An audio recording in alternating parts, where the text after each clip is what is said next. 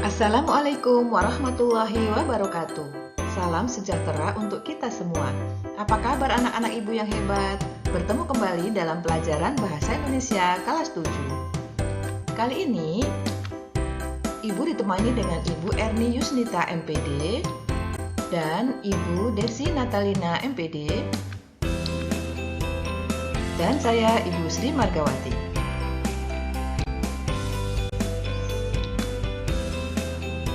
Sebelum kita memulai pembelajaran hari ini, mari kita berdoa terlebih dahulu sesuai dengan agama dan kepercayaan masing-masing.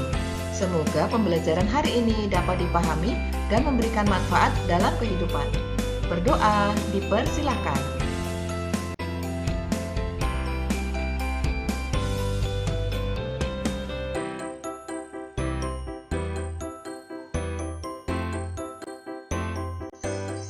Pembelajaran kali ini kita akan mempelajari bab 6 yang ada dalam buku paket, yaitu dengan judul mengapresiasi dan mengkreasikan fabel. Kompetensi dasar yaitu mengidentifikasi informasi tentang fabel atau legenda daerah setempat yang dibaca dan didengar. Kemudian, menceritakan kembali isi fabel dari daerah. Pada pembelajaran minggu yang lalu, kita sudah membahas tentang puisi rakyat. Semoga kalian sudah bisa memahami dan membuat pantun, gurindam, dan syair. Pembelajaran kali ini adalah teks fabel. Kalian sudah pernah mempelajari pada semester yang lalu, yaitu teks fantasi. Teks fantasi dan teks fabel sama-sama teks narasi. Teks narasi mencakup semua jenis tulisan atau lisan yang mengandung unsur cerita. Tentu kalian sudah sering mendengar cerita, menonton cerita di televisi, atau menceritakan pengalaman diri sendiri kepada orang lain. Berarti kalian semua pernah menciptakan teks narasi dan menanggapi berbagai teks narasi. Saat kita menceritakan suatu cerita berdasarkan pengalaman sendiri, atau yang kita dengar atau kita lihat dari televisi, kita akan menceritakan hal tersebut dengan mengubah urutan cerita, memilih bahasa yang menarik, dan menambahkan rincian cerita agar menarik. Nah, sekarang kita akan mencoba mencermati contoh teks fabel yang berjudul Belalang Sembah yang ada pada buku paket kalian ya. Mari kita simak baik-baik. Belalang Sembah. Suatu hari, di sebuah kebun anggur, tinggallah sebuah keluarga semut dengan anggota jumlahnya yang sangat banyak. Semut ini membuat sarangnya dari daun-daun, lalu mereka tempel menggunakan cairan seperti lem yang mereka keluarkan dari mulutnya. Para semut melihat bahwa musim gugur akan segera berlalu dan akan segera datang musim dingin yang cukup panjang. Ketika musim dingin, makanan akan sangat sulit untuk didapatkan. Maka para semut itu segera mencari berbagai macam makanan untuk mereka kumpulkan sebagai bahan persediaan ketika musim dingin telah tiba. Berbeda halnya dengan seekor belalang sembah. Belalang sembah memiliki mata yang besar dan tangan yang panjang. Mereka sering hidup di pohon-pohon seperti halnya para semut. Ketika musim dingin akan tiba, belalang sembah hanya berlatih menari. Setiap hari belalang sembah itu hanya berlatih menari. Namun belalang sembah lupa bahwa dia harus mengumpulkan makanan untuk persiapannya menghadapi musim dingin. Suatu hari, sang belalang sembah menari di dekat sarang semut. Dia menari dengan sangat anggun. Gerakan tangan dan badannya yang pelan dan lembut membuat tariannya terlihat sangat mengagumkan. Para semut melihat sang belalang sembah menari, namun mereka tidak menghiraukan tarian indahnya itu, karena mereka memiliki tugas yang sangat penting. Sang belalang yang sedang menari melihat para semut berjalan dengan membawa makanan untuk dibawa ke sarangnya. Sang belalang sembah heran dengan apa yang dilakukan semut. Lalu dia bertanya kepada salah satu semut tentara yang sedang berjaga di dekat para semut pekerja. "Kenapa kalian membawa makanan yang sangat banyak itu masuk ke sarang kalian?" Sang semut menjawab, "Kami melakukannya agar kami tidak kelaparan saat musim dingin tiba." Lalu sang belalang kaget.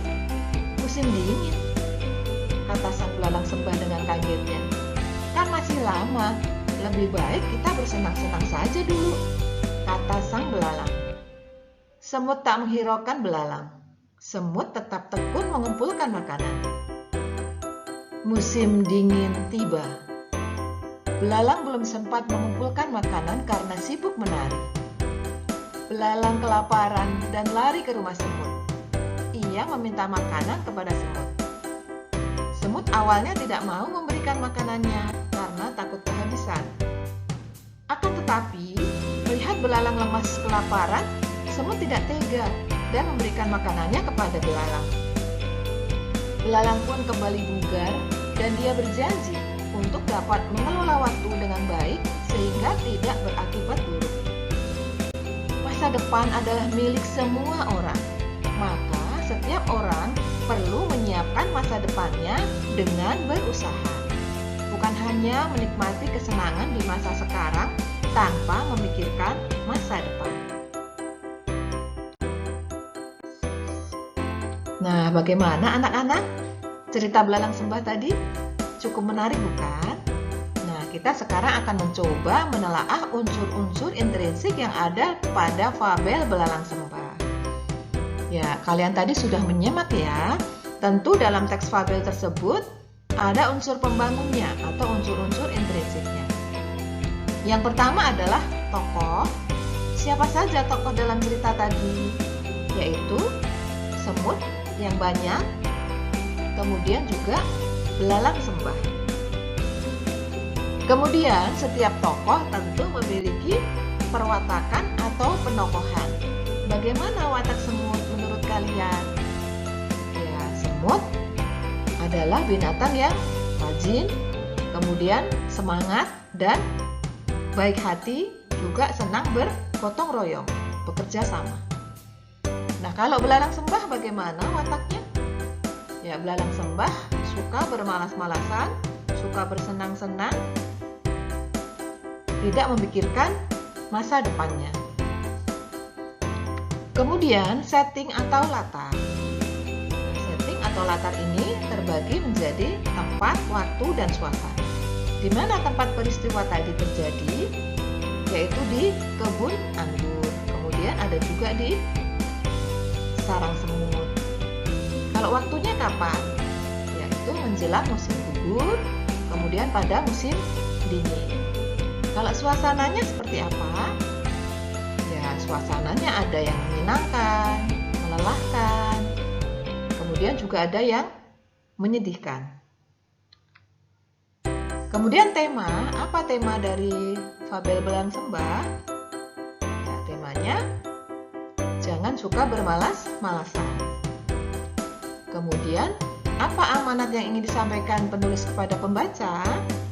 Ya, amanatnya kita harus rajin belajar untuk mempersiapkan masa yang akan datang. Nah, anak-anak, sekarang kita akan pelajari tentang teks fabel. Istilah fabel berasal dari bahasa Latin fabular. Fabel merupakan cerita tentang kehidupan binatang yang berperilaku menyerupai manusia. Fabel sering disebut juga cerita moral, karena pesan yang ada di dalam cerita fabel berkaitan erat dengan moral. Moral yaitu ajaran tentang baik buruknya perilaku, akhlak yang dimiliki semua orang. Ciri-ciri teks fabel. Yang pertama, hewan sebagai tokoh utama. Yang kedua, ada tokoh watak baik dan watak buruk, menggambarkan atau penggambaran moral seperti watak manusia, merupakan kritik kehidupan. Yang ketiga, tokoh binatang berbicara seperti manusia. Yang keempat, cerita memiliki rangkaian peristiwa yang menunjukkan kejadian sebab akibat. Rangkaian sebab akibat dari awal sampai akhir cerita. Yang kelima adalah setting atau latar, yaitu alam yang biasanya digunakan ya, misalnya di hutan, sungai, kolam, dan lain-lain. Kemudian yang keenam adalah bahasa yang digunakan, yaitu berupa kalimat naratif atau peristiwa. Contoh kalimatnya, katak mendatangi ikan yang sedang kehujanan. Semut menyimpan makanan di lubang. Yang kedua, terdapat dialog para tokoh atau percakapan para tokoh. Dan yang ketiga, menggunakan kata atau kalimat sehari-hari dalam situasi tidak formal atau bahasa percakapan. Nah, sekarang kita lihat unsur pembangun teks fabel atau disebut juga dengan unsur-unsur intrinsik. Yang pertama adalah tokoh, yaitu hewan yang menjadi pelaku dalam cerita. Tokoh dibedakan menjadi tokoh utama dan tokoh pembantu. Ciri tokoh utama sering dibicarakan, sering muncul menjadi pusat cerita. Tokoh pembantu adalah tokoh tambahan. Yang kedua adalah penokohan atau perwatakan, yaitu karakter atau watak tokoh. Ada protagonis, antagonis, dan tritagonis. Watak tokoh dapat disimpulkan dari penggambaran fisik, tindakan tokoh, dialog, monolog, komentar, atau narasi penulis. Yang ketiga adalah setting atau latar, yaitu latar tempat, latar waktu kejadian, dan latar dalam suasana cerita.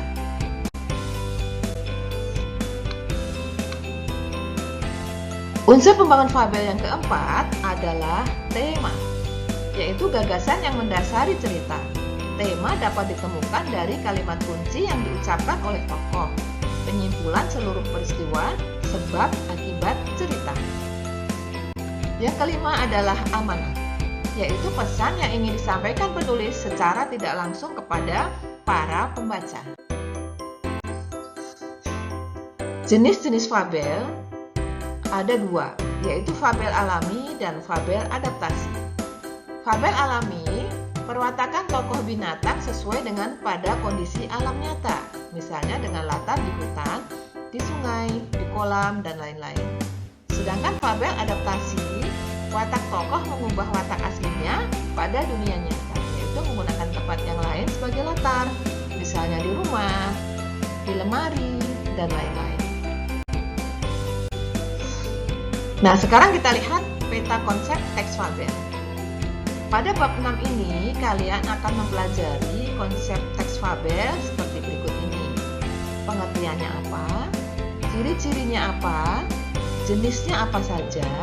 Ciri kebahasaannya apa? Sinopsis bagaimana?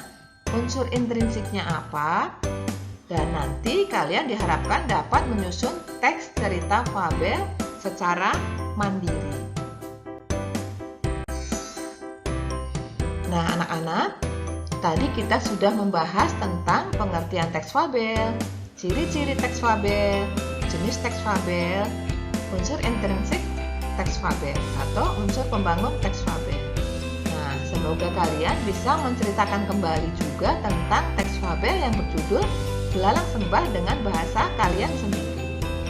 Pada pertemuan berikutnya, kita akan membahas struktur dan kebahasaan teks fabel. Semoga pertemuan hari ini bermanfaat dan dapat dipahami. Semoga kalian tetap semangat belajar dan tetap menjaga kesehatan. Mari kita tutup kegiatan pembelajaran hari ini dengan membaca lafaz hamdalah bersama-sama. Alhamdulillahirabbil alamin. Wassalamualaikum warahmatullahi wabarakatuh. Sampai jumpa.